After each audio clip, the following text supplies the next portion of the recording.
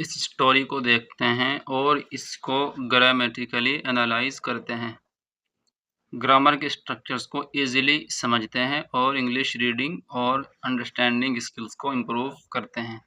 The poor lamb, बेचारा भेड़ का बच्चा। लैम बी साइलेंट है यहाँ पर।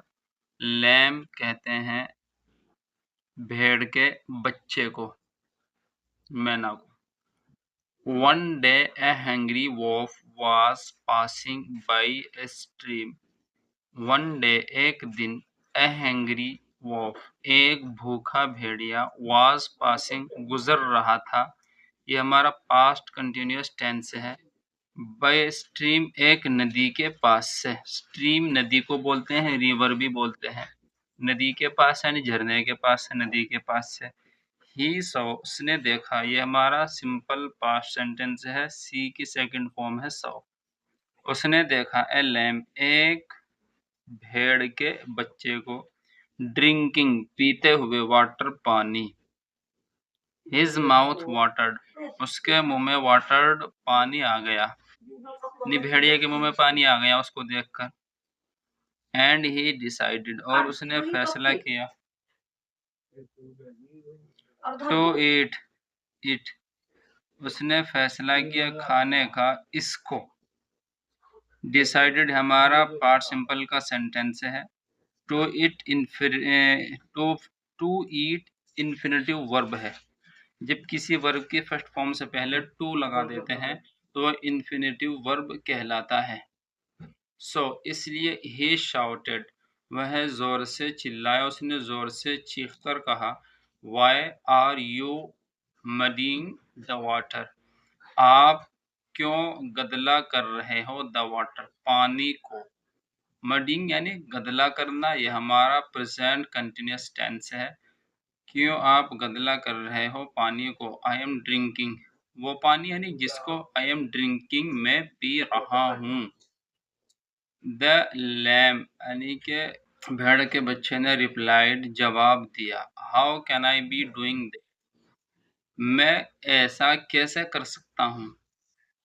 How can I be doing that का मीनिंग क्या है, मैं ऐसा कैसे कर सकता हूँ। और इसको दूसरे वे में इस तरह भी बोल सकते हैं, how can I do that मैं ऐसा कैसे कर सकता हूँ। उसने बड़ा ही लॉजिक आंसर दिया। फिर भेड़ के बच्चे ने कहा, the water flows from you the water flows from you to me पानी बहता है आपकी तरफ से मेरी जानिब यानी मेरी तरफ।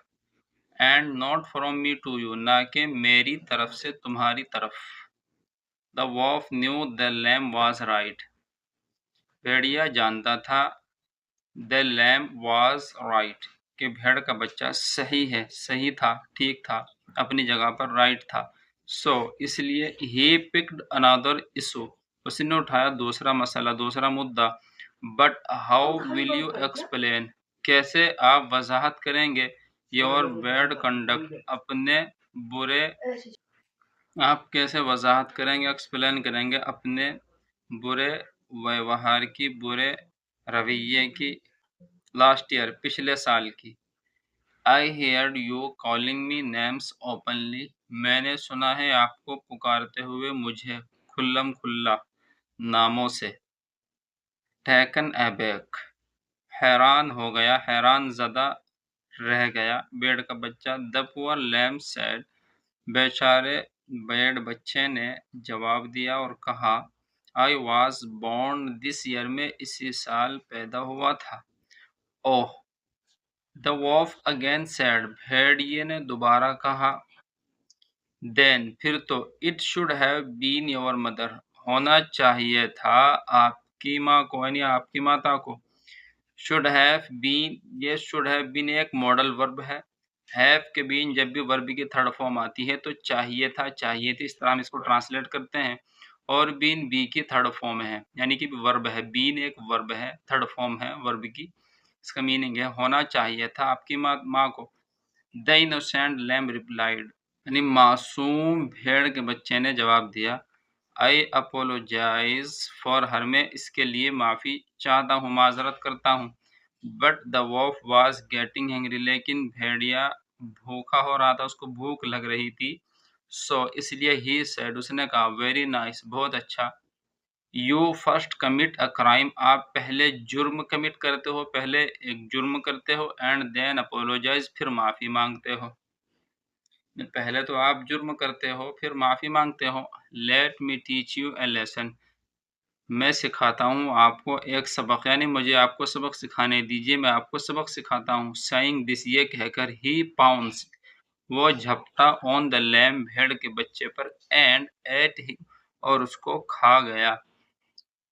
पाउंस्ड भी फाउंस के सेकंड फॉर्म में हमारा पार्ट सिंपल सेंटेंस है, और एट भी ईट की सेकंड फॉर्म में यह भी हमारा पास्ट सिंपल सेंटेंस है। इस तरह हमारी स्टोरी कंप्लीट हो जाती है, और हमने इसको ग्रामेटिकली एनालाइज किया है और ग्रामर के स्ट्रक्चर्स को भी समझा है।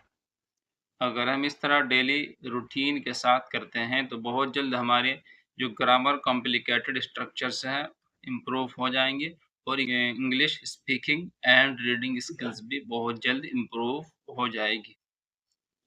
Thank you so much for watching this video. See you in the next video.